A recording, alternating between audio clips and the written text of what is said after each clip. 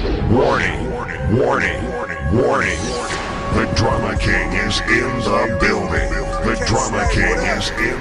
88 Shade45, Streetsweeper Radio, DJ Kayslay, Drama King in the building. Jazzy Bell TV's in the building. Mysonne is in the building. Yes, sir. What up, Slay? What up? What's going on, bro? You know, we out here just grinding, doing what we do, like always. Working, staying busy. Staying busy, man. Okay, that's staying what's up. busy. That's it. So, we just played the remix. Yes, you did. You know Shout out to Davies, Fab, and Raekwon for assisting me on that. Yeah, that's what's up. Nice joint right there. Yes, you know sir. What I'm saying?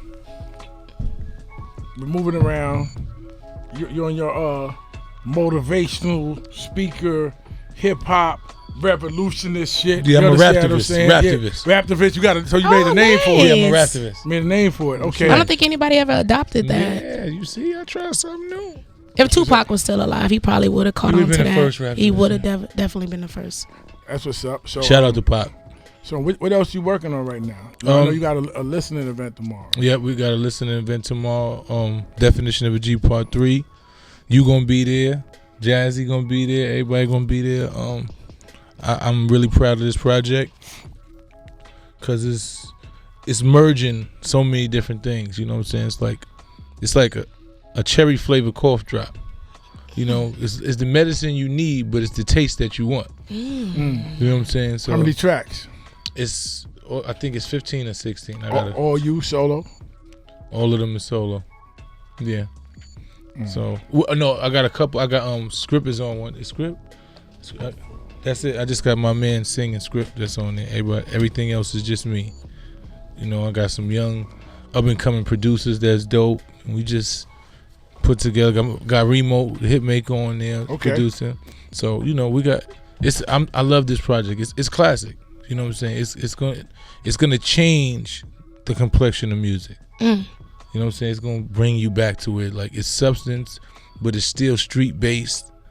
But it's just dope. It's definition of a G, OG Bobby Johnson. It's like the whole OG Bobby Johnson theme. Like being a gangster, being from the streets and living that life and then understanding what it really entails. So you trying to save your kids from living that same thing. You know what I'm saying? And put your life on the line for it, exactly. like OG Bobby Johnson did. Shout out to South Central, that movie reference. If you don't know, please watch it. So pause for a second. We got something over here. We got some music. What you send something? Discipline? You sent that? Yeah, I sent that. All right, now what's this joint about right here? Well, New Pac dropped the album the other day, and he decided. Troy Ave. Let him go. Cause we got the next guests here already. Right. They're late. Let him go. Let him go. His name is New Pac, so he dropped the album and he decided that he was gonna come at me on one of the tracks, because I said some things about his antics on the Breakfast Club, so he felt some type of way, so he decided to come at the track. So at first I really was, because I thought the song was trash and everything, but in the spirit of hip hop, you know how we from hip hop. Somebody battle you answer back. So I went in the studio and did what I did. So here it go right here. Yes, so this is the response. 88 Shade45, Streetsweeper Radio. Yeah, I'm sitting here like this. I'm not speaking, so I know. Streetsweeper Radio. Mysonne is in the motherfucking building. Yes, I'm sitting there. I'm sitting there like this. You understand? God, I'm Can you pass me the water, my love? Bet me $100. Yeah, because I'm sitting here. They put the pinky out. I'm not old school. You understand what I'm saying? With the pinky swear bet. Thank you. So where can they see the new project at? The project is gonna be digital. Right now, we got about 40 hard copies that we've been selling. We've been selling for $100 a piece because they're gonna be collector's items. We ain't doing no hard copies. We doing all flash drives and online. So we're selling 100 out of autographs copies of the project right now. You can go hit me up at info@newbronxcity.com if you a real fan. You know what I'm saying? That's how we doing that. But probably the first or second week in May, we're gonna drop the project. We just getting all the sites and everything just secured, so when we blast it out, that is gone, because it's a dope project, and we shooting like a mini movie with it, so we just want everything to be ready. Now talk about Troy Ave a little bit. Now we played the record, so I mean he came at you on his record. Talk about why he came at you on your record, just in case the people aren't clear. He came at me because he did an interview on the Breakfast Club, Uh-huh. and it was just, I watched it and it was just a disturbing interview for me. You know what I'm saying? What did he say that was disturbing to you? It was multiple things that was disturbing. The first thing that disturbed me was, you know, he was talking about the brother of a friend of mine's mother and his family, talking about how they was trying to get money from him for their funeral. Banger. Yeah, you understand what I'm saying? So, and Trife is like a real good friend of mine. So he calls me every day with the situation. So he had called me before I even seen the interview, and he was just like, yo, can't believe this. His mom's was in the background crying. You know, so it was just like, damn, this is, and for months I've been his voice of reason. He calling me every time, you know, Nupac does an interview or something, and he's saying something crazy, he's calling me like, yo, Mike, you hear? And I'm like, yo, you can't even, that's who he is. Like, I don't get mad. But this just pushed me over the thing, like, you can't, like. What did he say exactly that took you over the edge? He said, you know, I don't know his moms, and that's not really my thing. You know, they buried him somewhere he didn't want to be buried. They was trying to contact me for money, you know, and I was saying, where receipts? Nobody want to give me receipts. And I was like, yo, I'm gonna send you money. And they was like, nah, don't send this and that. And, you know, and I don't really mess with his brother anyway, and I don't know his family. And it just was like, I didn't see it. Okay. Yeah, and it just was like, what? And then he would just start talking. The man almost got killed. You know what I'm saying? That's a serious situation. And he was talking about it like it was a cartoon. He was describing it like, yeah, I grabbed it. You know, I grabbed the exhaust and I pushed the button and I told him, real nigga, you can't kill no real nigga. And I'm just sitting there like, these young kids is watching you and they think that shit is real. Like, you giving a portrayal of real that ain't nowhere near real. And they saying it's real. You read in the comments like, yo, this is some real shit. And I'm like, nah. You going to court with a mink and a bulletproof vest, they gonna lock you up. The jury gonna look at you and say you a clown. He did what he said he here for. That's real. Real niggas know that. Any real nigga. I went to court with a 3-piece suit on every time. But you know, I want you to get across to the people, Mike, because I know the temperature you on opposed to back in the days, that with you, this is hip hop. Oh, it's always hip hop. Please let the people know this is hip hop. I You told ain't them. coming on no. You ain't trying to gun them down. You ain't trying to please put that out here, because you know how the blogs like to grab interviews and they're not doing that with my interview. Facts. You understand what I'm saying? And unfortunately with Troy Ave, he got a lot of some bad karma with him. Well, unfortunately things is happening. It's energy. So it's not coming from Mice. No. It's and I try to and even when you listen to that record, I'm trying to school them. You putting out the wrong energy into the world. Because when you make yourself seem invincible, you got wolves and lions that want to try you. You know what I'm saying? Because that's the world we live in. It's people that prey on the people that think they're invincible. So you put that type of energy out in the world, that's the energy you invite back. And I'm not even about violence. You know, I speak up on behalf of things that I don't think is right. You know what I'm saying? I'm not going to let no man do nothing to me. But I don't want to do no harm to that man. I'm hoping at some point, you know, he can get his mind focused. But I've been around him enough times to believe that that's just who he is. I'm a strong believer in both of y'all exchange words. Ain't nobody lose a pint of blood. That's right. No family member got hurt. Ain't nobody fuck. This shit could stop right here. He said what he said. You said boom. That's it. You understand what I'm saying? But I'm pretty much done at this point. You know what I'm saying? Are you done after this? Even if he retaliated with a different record? He did. The man he went up. He just not a record. He just put up my jail records on his case because I got locked up for robbing 2 cab drivers that I never robbed. So he tried to discredit me. So he put it on his page and say, you know, he robbed this and that. But that's open. That's open to the public. I never said anything.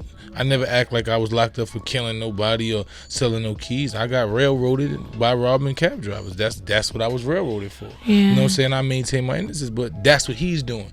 So at the end of the day, I realize it's sad because he put on his record and said that TDE called him to try to sign him, and then they just on the internet now saying that he never called, nobody ever spoke to him. Really? So at this point, he's reaching. He's just doing a lot, and I feel sorry for him. So I'm gonna let the man, whatever he's dealing with, you know, he's dealing with a lot of stuff, and I'm not even going to interfere. At that point, when you start lying that a man called you and said he's gonna sign, you know that's gonna get to the people. Yeah, it's something mental going on. So at this point, you know, I'm just wishing the best.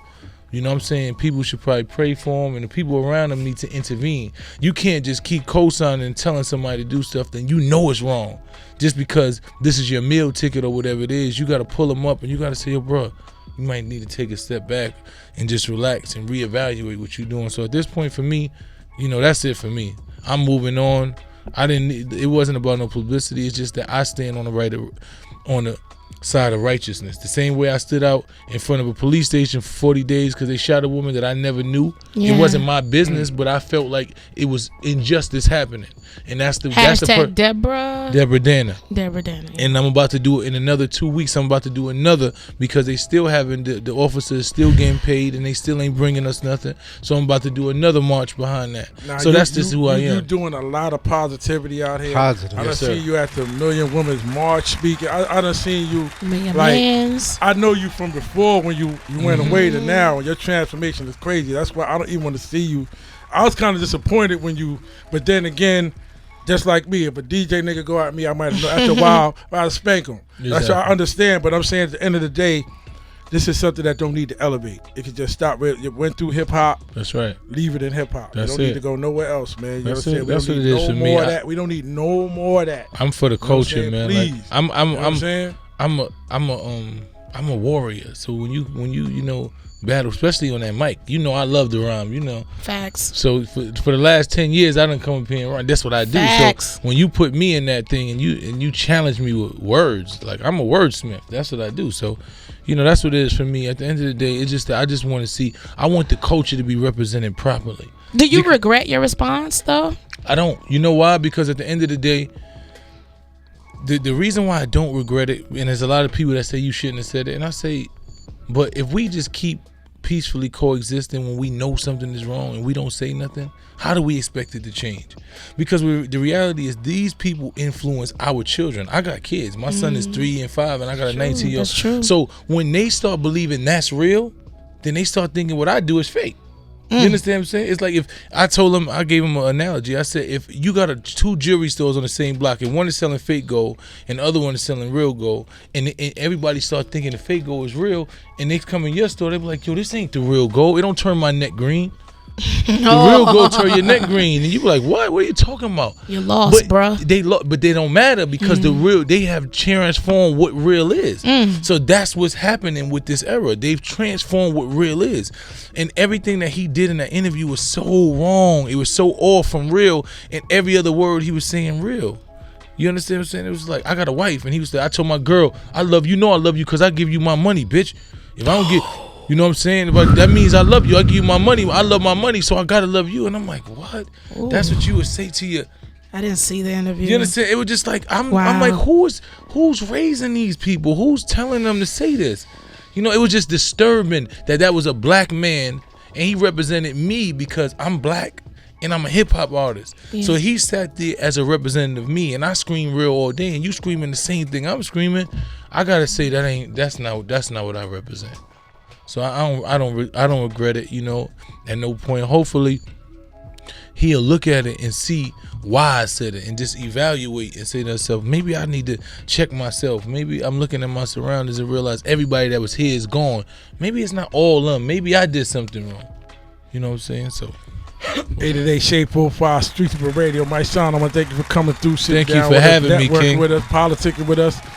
We got the next guest getting ready to come up. It's running crazy up here tonight. I'm happy to be here. You know, 5 minutes, 2 minutes, whatever. It's like, you know, we love you up here, Mysonne. We're going to get you on time next time. Yes, sir. Yes, sir. Word up. Peace.